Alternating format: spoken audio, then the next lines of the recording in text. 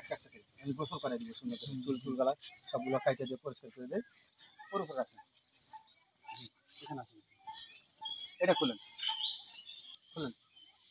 ওর উপর রাখেন এখানে আসেন এখানে আসেন এই দুটো খুলেন আপাতত পরে পড়বে আচ্ছা বসেন আপনি এখানে বসেন আপনি না বেল করে দিব নাড়া করে দিলে আবার বেরিয়ে আসবে দিবেন না একবার সাইজ করে দিবেন না নাড়া করে দিই তাহলে গরমের দিন না ওই নাড়া না ছোট ছোট থাকবে ছোট ছোট একবার ছোট হলে সাইজ কর পারে আছে জানো থাকা আমারে অসুখ হয় আমি ঘুরে আবার চুল কত বড় বড় হয়েছে কতদিন থেকে এরকম চুল কাটেন নাই চুল কাটি না তো সাইজ করবেন খালি সাইজ করে দেবো না হ্যাঁ হ্যাঁ সাইজ আচ্ছা সাইজ করে দিতে যাতে চুলগুলো না নামে কোথায় বদলপুর আচ্ছা তার ছিল দাম না হ্যাঁ রাজি ধরো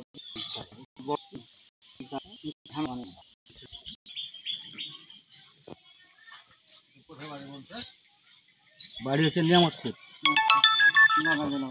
আমাদের বাড়ি কান্টার মানুষ হাসানের হাতে দিয়ে আমার তো মোটা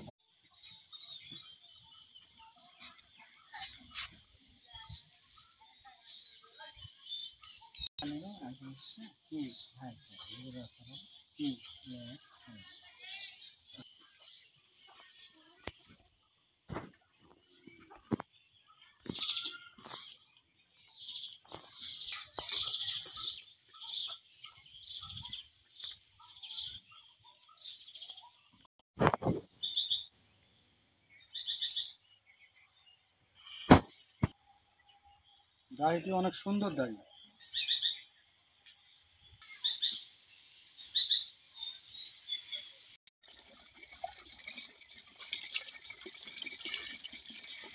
লঙ্গি দাঁড়িয়ে উঠান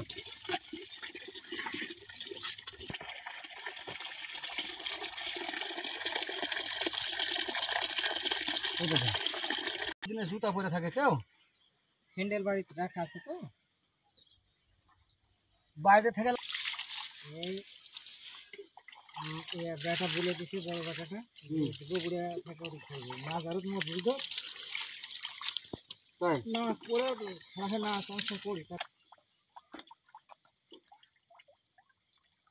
চোখ বন্ধ করেন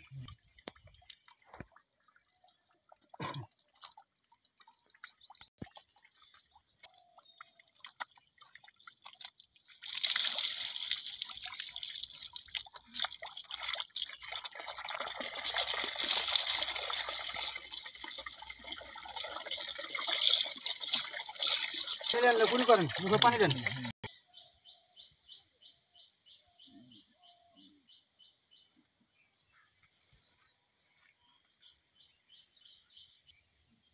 ডাক্তার মানুষ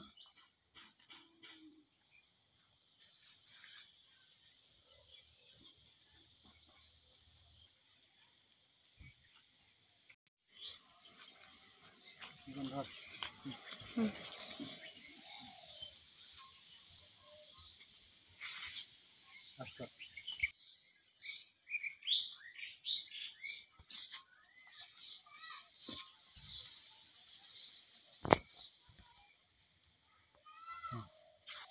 বোঝা যায় ভালো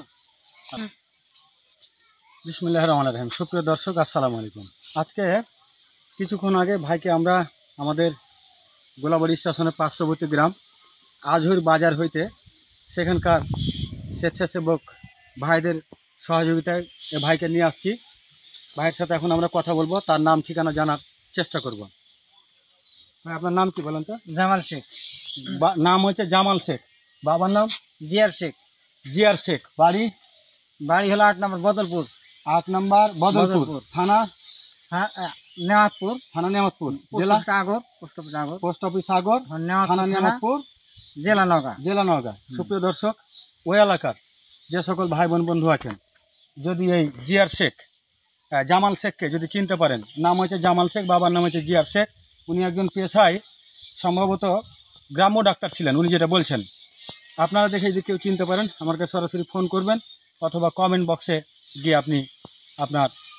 ঠিকানাটা সঠিক ঠিকানাটা আমাদেরকে কমেন্টে জানিয়ে দিবেন সুপ্রিয় দর্শক আমরা